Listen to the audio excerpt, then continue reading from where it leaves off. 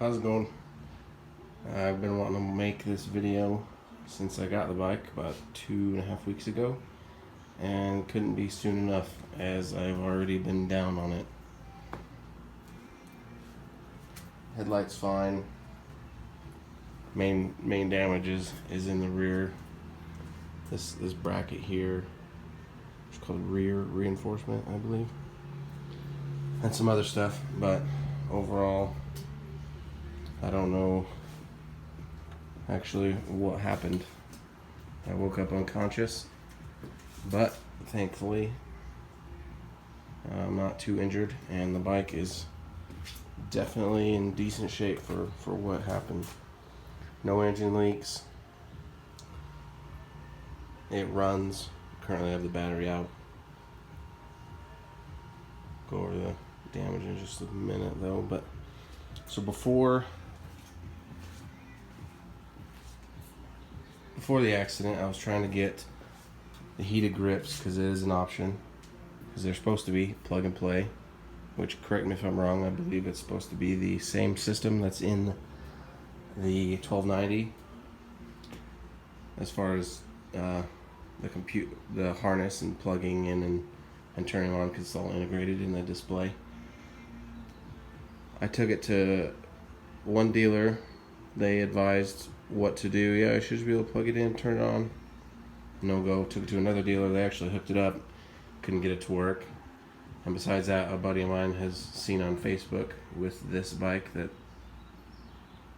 they can't get certain things to work. The other thing was it has an option for cruise control. I didn't activate it, but I did get the switch gear. So I was preemptively installing it, so I didn't have to screw around with it later when I did get it activated. But it kept blowing my rear running light, brake light fuse 6 times. It actually blew it. There's remnants with a couple fuses here, but so I don't know why. I even unplugged the cruise plug, because there's 4 plugs on the cruise switchgear, and then there's just 3 on the standard one. I even just plugged in just the 3 on the cruise. It still didn't work, so I had to put this one back on, and it worked. It did okay, did fine. What else? But yeah, there's some definite things that KTM wasn't ready for. Although what doesn't make sense to me is these are existing systems. Yes, the engine is new,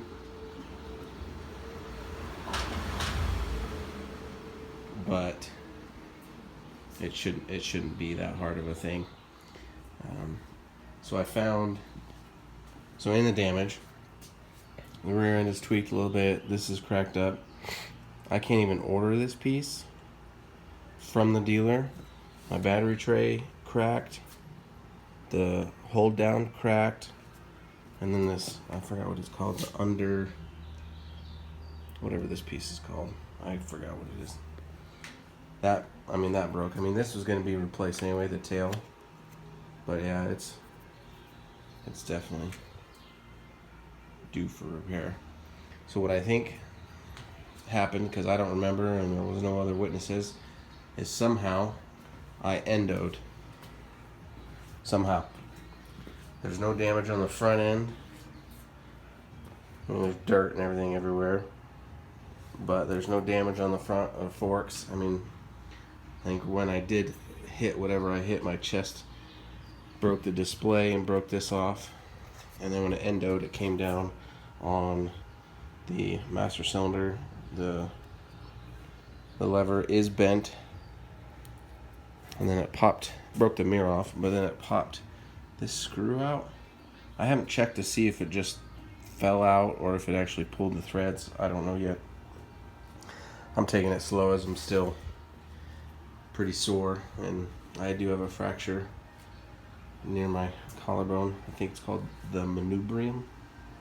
Anyways, so when it came down, it hit the rear right here, which damaged, scraped up the hoop, the grab handle hoop that's on there, as well as, and the muffler is just sitting just over there, it kinked the pipe on the end. I'll show you in a sec.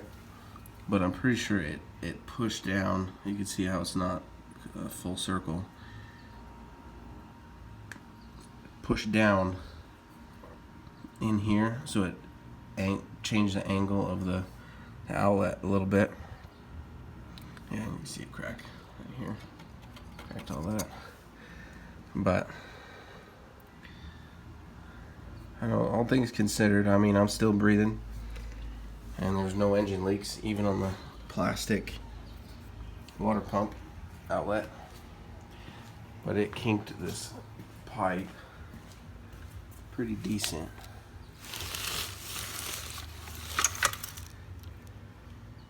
From it hitting. So yeah, I'm grateful that I guess things could have been very, very worse, much worse. The other thing, it wasn't any damage as far as functionality, but I bumped the radiator on something. Don't know what it was. It didn't cause any holes or punctures, and it wasn't because it slid. It's something hit it somehow. I don't know if it was my foot, which could very well been my foot. I don't know. But that's not. It'll still hold pressure. It'll still cool the bike down. So I have on order so far new bars. These two, I don't know what it's called. I got this piece is broken, then the one behind it is broken. It holds the display. So I got that coming. I mean, I only have one mirror currently, but I planned on doing the bar end mirrors eventually. Mirrors are very important. And then the scratch, I think, from my belt. And outside of that, I'm just lucky at what happened. It wasn't any worse, because it could have very well been. I'm grateful for that. This is my first KTM, my first European bike. Outside of this, I've always had Japanese stuff. I can't zoom out very much further, but what's going on that, since it's my first video I want to post, and being that there's not much information on the 890, I was really excited when I picked it up. Probably one of the first in the country, definitely the first in the state. And I had, I think, 550 miles, maybe just shy of that in a week. So I do like to ride. I do put miles on my bikes. My last bike before this was a FZ10 2017. That bike was sweet. Had an unfortunate mishap with it. Is somebody in a turning lane U-turned in front of me and smashed up the front end.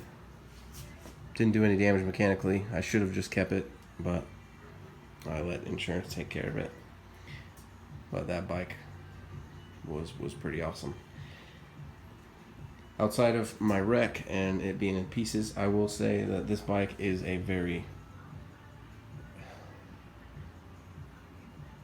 it delivers torque much differently than any other bike I've had, because it's all almost immediate. It's all right there. It being a parallel twin,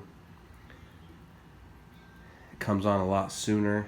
I will say with the electronics that it has, because I've never ridden something with this much stuff on it, is when they're on, it does absolutely everything it can to keep the rear wheel from spinning. So, or the front wheel pulling up. So it puts 100% of the power it can down. So it's just pure speed. And then I took it off, so I put the track mode on because I have the track pack on here. I put the track mode on, and I was very surprised because of how quick it was already, and how the electronics mitigated, if that's the right word, the power from me feeling it necessarily. It's deceiving. It's very deceiving. I'm not used to that. And I was like, yep, I'm not ready for that. So I turned it back on. It's still quick, still agile. It's 100 pounds lighter than the FZ10, besides, the different power plant and everything else. It's a sweet package, and I'm amazed to even have one, because the bike I was after before this was the Husky 701 Supermoto. And then I learned that this was coming out 6 months sooner. And then within a week, my dealer had one. Within about a week and a half of that, I had it. So I just had to, because this is one of the bikes I was after. Because I already liked the 790, and then they came out with this thing. And I'm not usually a flashy type guy, but I do like the white and orange on it. There are a couple things I'm going to reach out to KTM, see if they'll advise or help me out with. I have no relationships with anyone, so we'll see how that goes. But I wanted to make sure that people know that this is a sweet bike.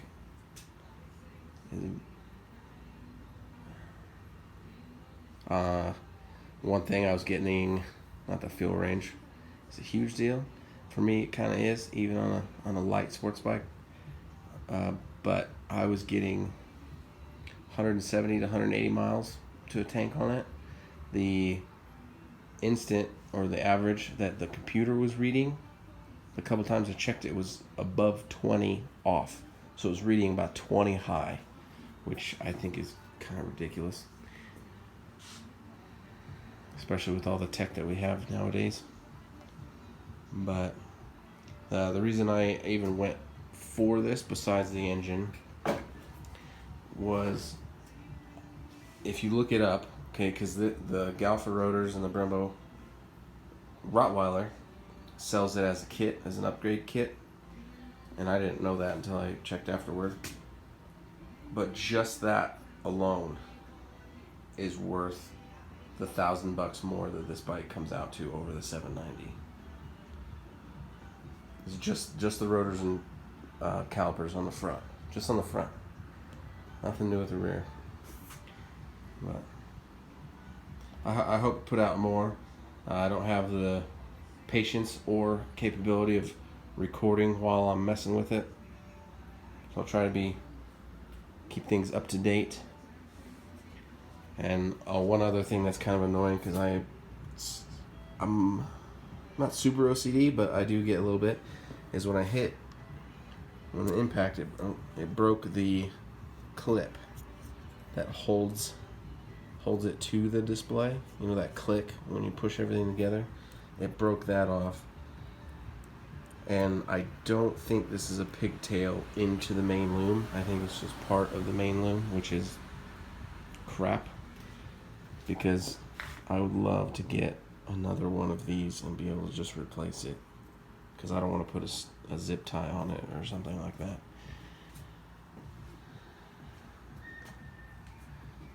But any advice, any help would be greatly appreciated. I have a hard time with those people that don't have much experience, but then they just kind of make a comment. Don't be one of those. If you don't know, own it. I don't know. But yeah, it's a great bike. Given with the software issues and stuff like that, once I get it fixed and up and running, I like KTM's, I really do. I wanted a 1290 for a long time. Still kind of do, but this brushes the gap, I think. Because that thing, I've never ridden one, but that thing is just mental, because it has 1300cc motor, 100 pound-feet of torque, and it's not much heavier than this. And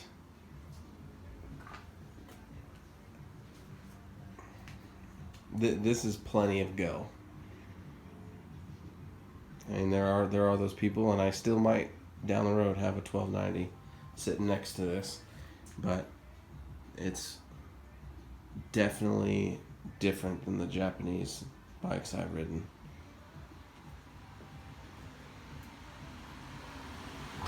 So it's definitely interesting, more upright. I did end up getting, because I am a shorter rider, and this does sit higher than the 790, and so I got the low ergo seat coming, along with new bars, new display mount. I haven't quite ordered pieces on the rear. Like I said, this one is unavailable. Order, and I need a new battery tray and tie down. I know for a fact. I don't really want to tear into this quite yet until I got the front end square. But yeah, I like it a lot. I like it a lot.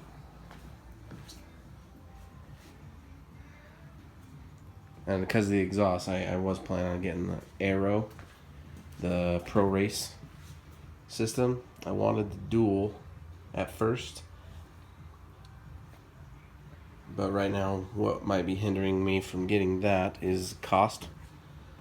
So, but it'll still sound pretty awesome.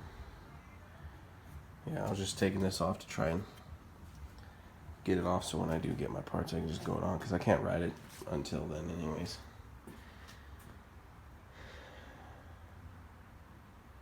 But anyway, hit me up what you can. I'll try and keep updated. It won't be like these other video makers, but I'll do my best to take my shot at it. Appreciate you viewing it, if you do. And I didn't plan on making it this long, especially just staring at a bike, because I don't fancy those videos very much. But know that this is not a, it's not a 790 in no way, shape, or form. Well, besides it being the same, similar chassis and stuff like that, but it's a different animal for sure. Just be careful, keep rubber side down, and I'll see you on the next one.